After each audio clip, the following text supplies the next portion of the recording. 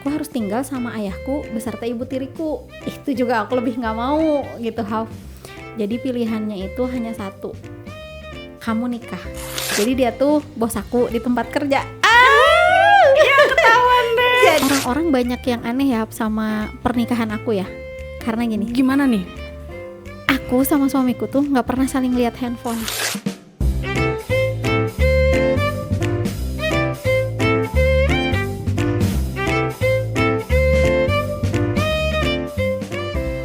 Sore hari ini kita mau ngobrolin apa nih, Haf? Nah, kalau podcast sebelumnya kita ngobrolin tentang aku yang di usia 30 belum nikah. Kali ini kita akan ngobrol bareng Teh Fitri untuk berbagi cerita ya. Wah, Karena Teh ngomongin Fitri apa nih?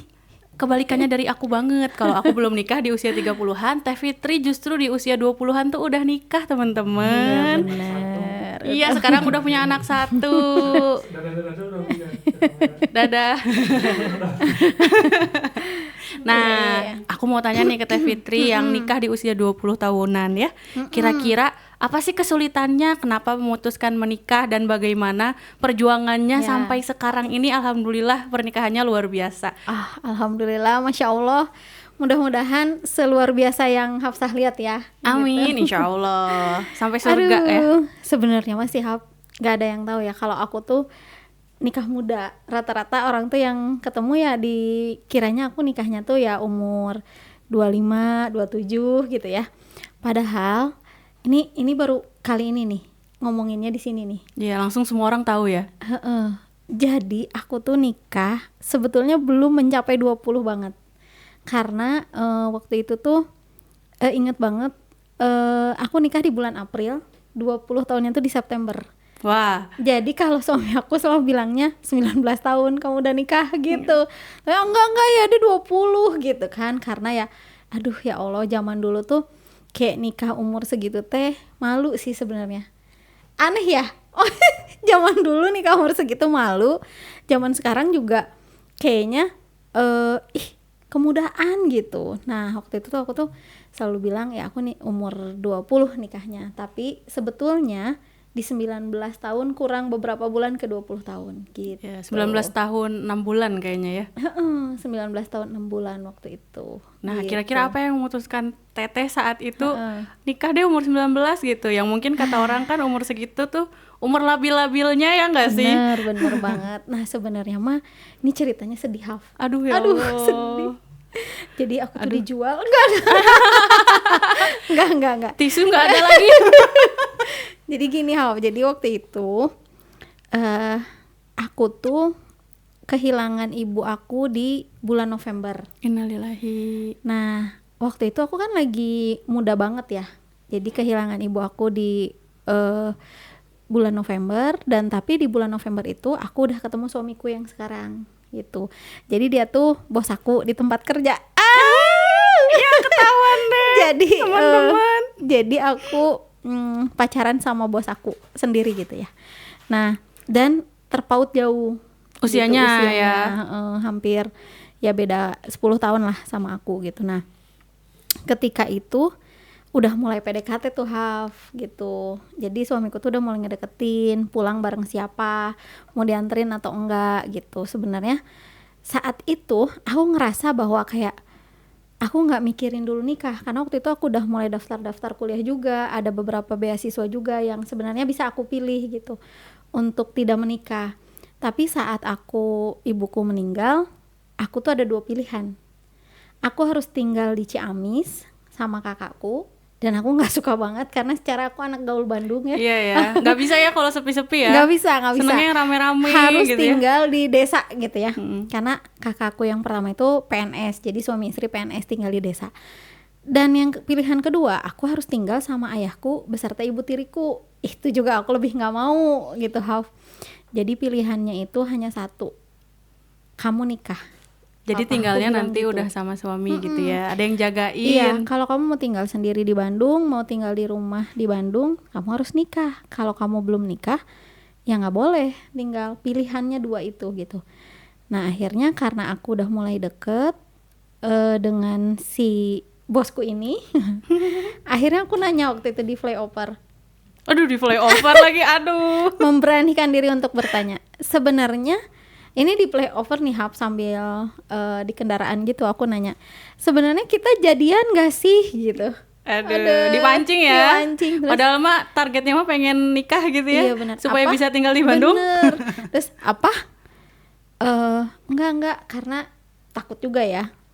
Taunya udah aja karena aku nggak mau ngulang. Kenapa dianya nggak denger aku ngomong. Terus enggak, pas nyampe rumah dia pamit, abis nganterin aku dia bilang kita jadian. Gitu. Oh. Nah saat itu aku nggak ngomong sih, kayak aduh malu banget nih kalau aku bilang aku mau nikah karena mamaku udah meninggal dan aku pengen tinggal di Bandung, kan nggak make sense banget ya alasan untuk menikahnya hanya karena itu. Jadi gitu. nggak langsung diomongin saat itu ya? Enggak, tapi alhamdulillah ya, qadarullah gitu, mungkin ini pertolongan Allah. Suamiku sendiri yang bilang, kamu mau serius nggak sama aku? Aku umurnya udah segini, kalau kamu mau serius sama aku, kita nikah. Wah, Gitu. Masya Allah. Nah gitu jodoh ya teman-teman ya.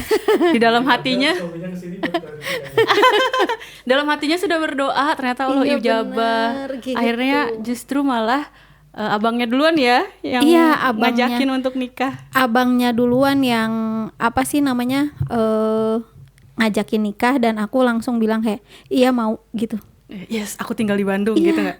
Jadi alasan nikahnya emang karena itu. Saat itu aku pengen tinggal di Bandung karena aku belum belajar kayak kamu Haf tentang sekolah pranikah, terus tentang kelas dasar psikologi misalnya dan lain-lain belum gitu. Terus kata aku sama suami, oke, tapi aku pengen tetap lanjut kuliah, boleh kata dia gitu.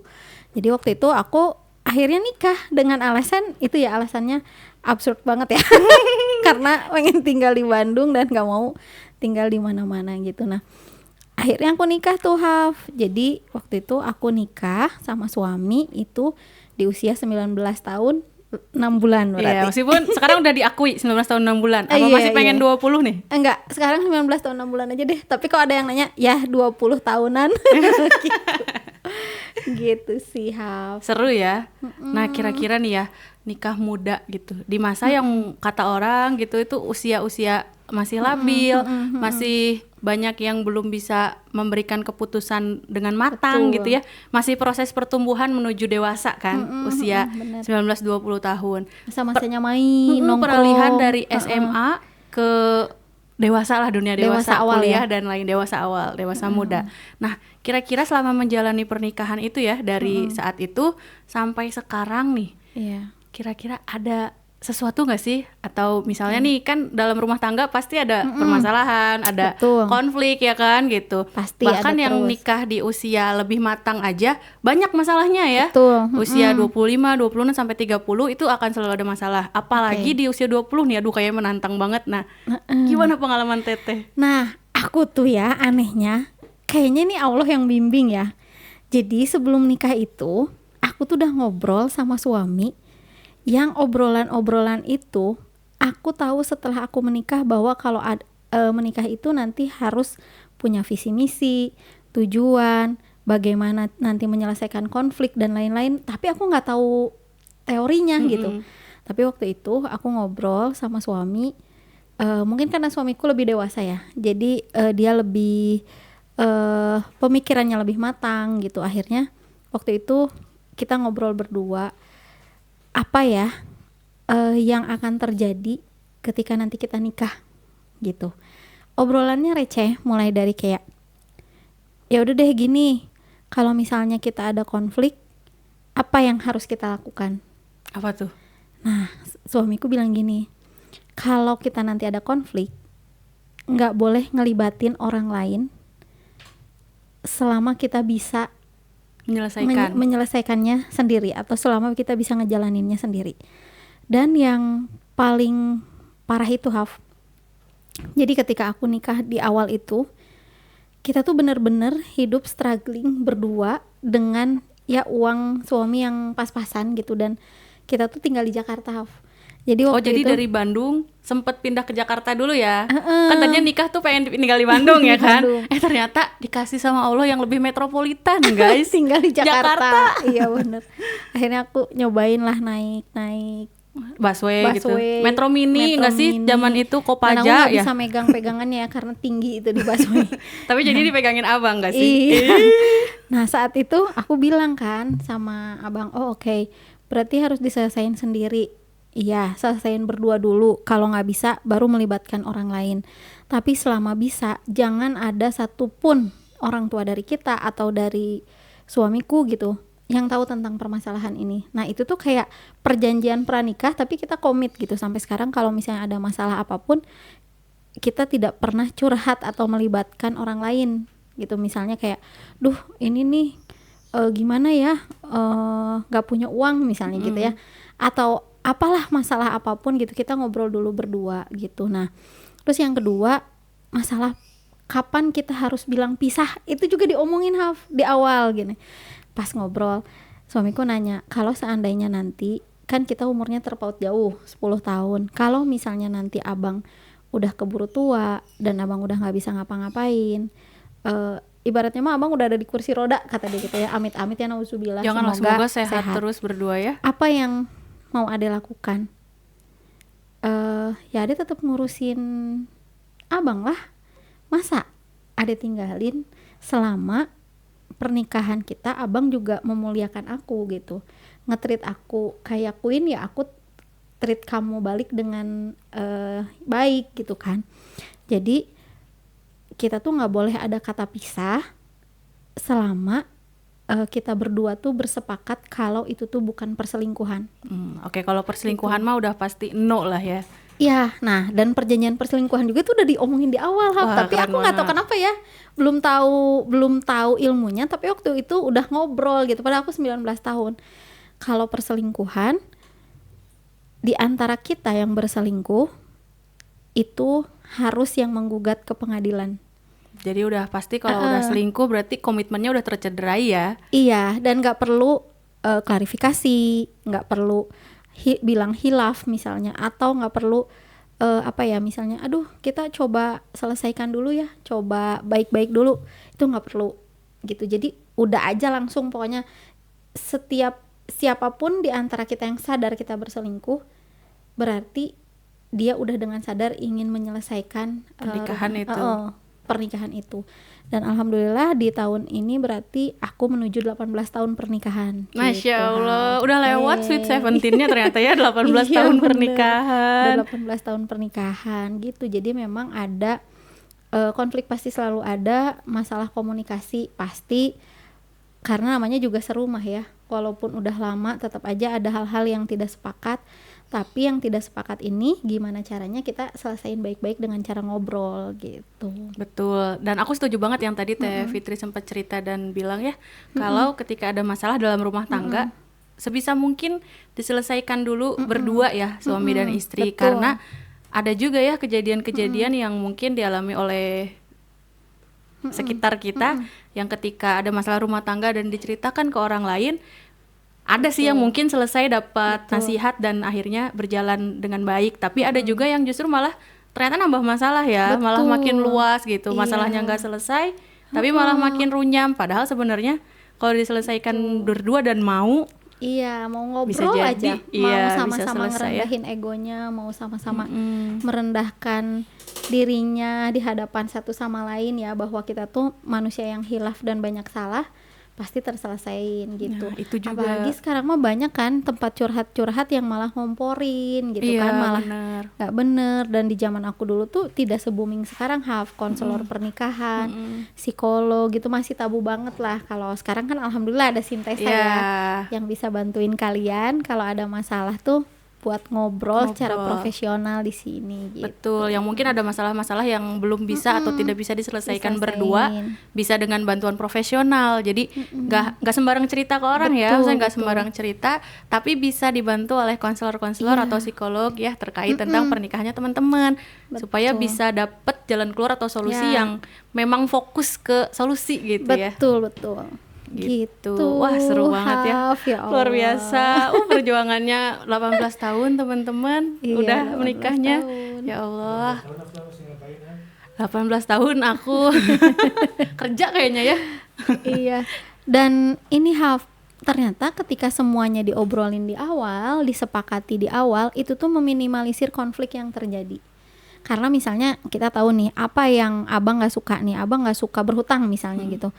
Nah, even itu hanya Tupperware gitu, kita tuh akan menjaga hati pasangan kita nih kayak, aduh ini ada diskon Tupperware nih bisa cicil 10 bulan. Waduh. Karena inget nih, aduh abang nggak suka ya adek nyicil hal-hal yang itu tuh nggak urgent banget gitu ya, dan itu tuh bisa nanti dibeli ketika ditabung gitu.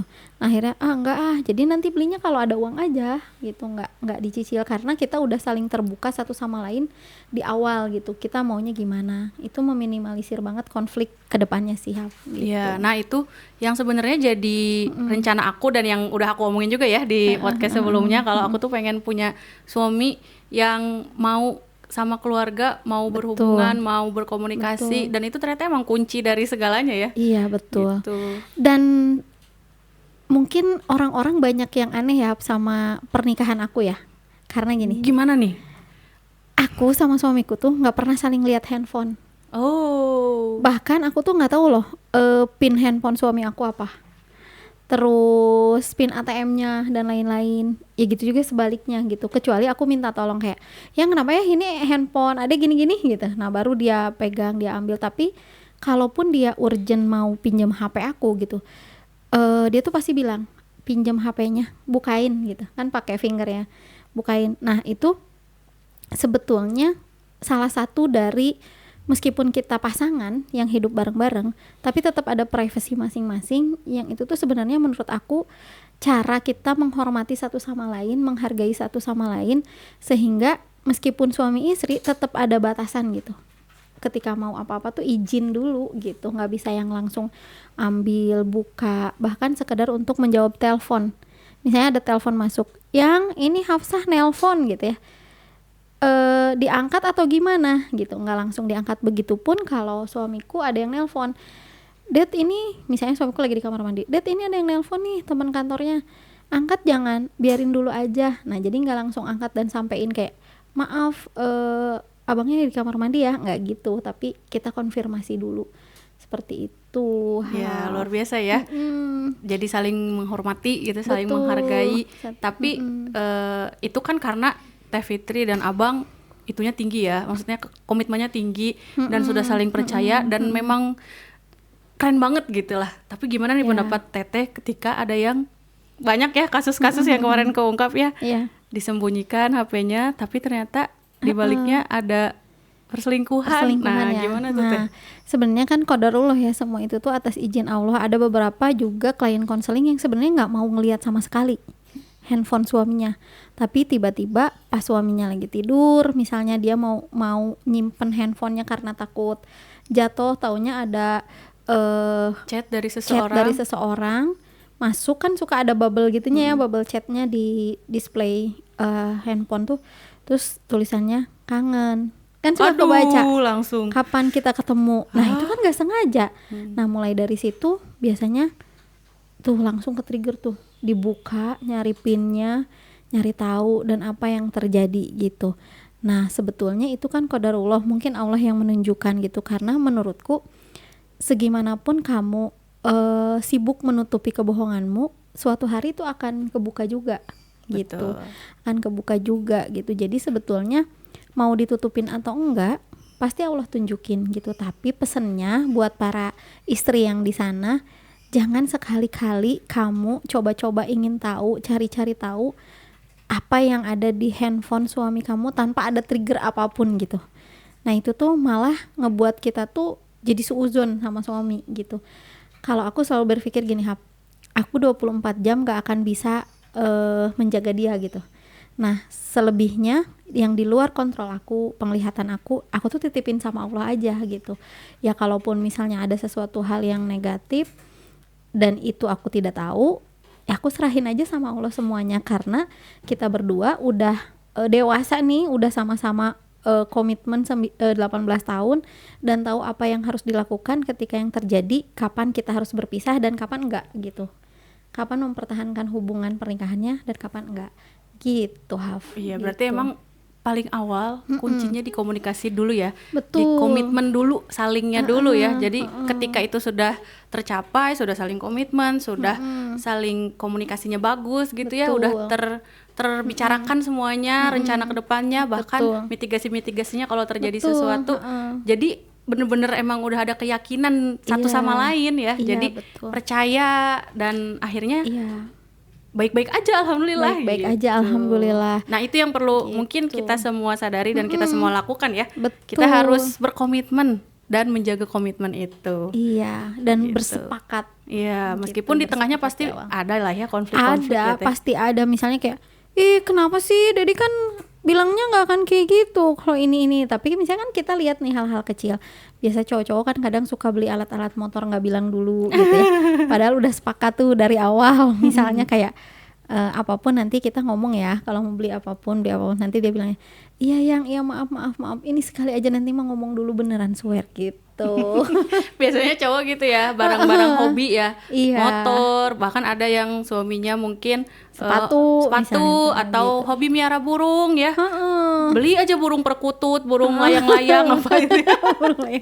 Sampai di rumahnya penuh Lovebird gitu gitu kan, yang mahal-mahal misalnya, iya, sampai bener. penuh gitu. Kalau perempuan apa? Baju ya kayaknya. Baju, sepatu. gitu, baju, sepatu. Nah kan itu kan hal-hal yang sudah disepakati dari awal. Ada toleransi untuk memaafkan, kecuali si perselingkuhan itu gitu. Iya, gitu. Tinggal dibicarain aja gitu. Oh nggak mau, ada pengen beli juga, tinggal gitu aja kan. Iya, gitu benar-benar. sih. Penting emang ya komunikasi teman-teman. Nah aku mau nanya nih Teh, gimana mungkin apa ya pendapat Teteh, saran Teteh atau pandangan Teteh tentang mungkin ada suami istri yang komunikasinya tuh nggak bagus gitu, Ya. dan malah cenderung untuk takut mengkomunikasikan sesuatu yang ada di pikirannya ke pasangannya gitu. Iya. Akhirnya ya terjadilah konflik-konflik rumah tangga. Betul. Nah, kira-kira gimana ya Teh caranya?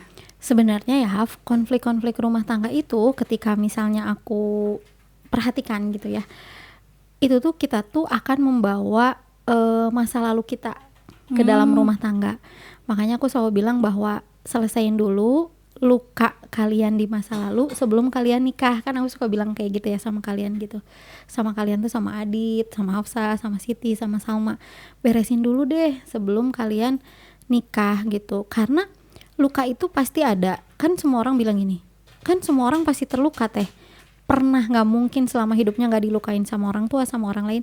Iya, tapi ada luka yang memang membekas, masuk ke long term memory kita ya, jadi lama banget gitu. Tapi ada juga luka yang ya udah gitu, langsung ke delete aja dan memaafkan. Nah ini luka-luka yang masih Mengganjal gitu ya. mengganjal dan ke bawah sampai pernikahan, biasanya itu tuh jadi ke-trigger gitu. Karena kenapa sih ke-trigger? Karena waktu kita memutuskan untuk menikah, setiap orang tuh bawa ekspektasi masing-masing kan ke dalam pernikahannya, ke pasangannya satu sama lain gitu. Jadi kalau menurutku komunikasi itu penting.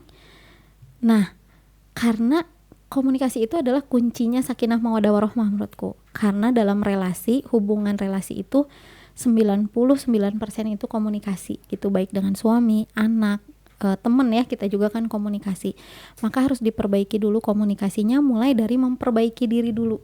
Karena kalau lukanya udah selesai, komunikasinya pasti baik. Karena nggak akan gampang ke-trigger, nggak akan gampang baper, nggak akan gampang kesinggung sama omongan pasangan kita gitu. Iya, betul. Bisa memandang apapun yang keluar dari orang lain itu adalah mungkin tanda kasih sayang ya buat kita gitu, apalagi pasangan yang tahu kita banget gitu. Jadi kuncinya itu sih, harus selesai dulu sama diri, baru bisa komunikasi dengan baik. Karena orang yang nggak bisa komunikasi dengan baik biasanya sulit juga meregulasi emosi dengan baik. Iya. Makanya kebanyakan silent treatment. Nah, dan kemarin kan ada artis kan yang viral banget bercerai karena silent treatment suaminya. Setelah digugat cerai dia baru bingung gitu. Aku salah apa ya? Ternyata istrinya bilang, sudah cukup banyak luka yang aku pendam selama menikah 10 tahun dengan kamu kan. Iya. Ternyata komunikasinya nggak baik. Suaminya gitu. silent treatment, istrinya nggak mengungkapkan juga ya Betul. kalau dia Iya. tersiksa dengan silent treatment Betul. itu. Ternyata dua-duanya itu adalah pernikahannya itu tuh mereka divorce ayah ibunya gitu. Nah makanya penting banget nyelesain luka masa lalu untuk komunikasi yang lebih baik di masa depan. Betul. Gitu. Jadi kita penting banget buat lebih mengenal diri kita ya. Betul. Terkait gimana kita untuk menyelesaikan masalah, meregulasi emosi.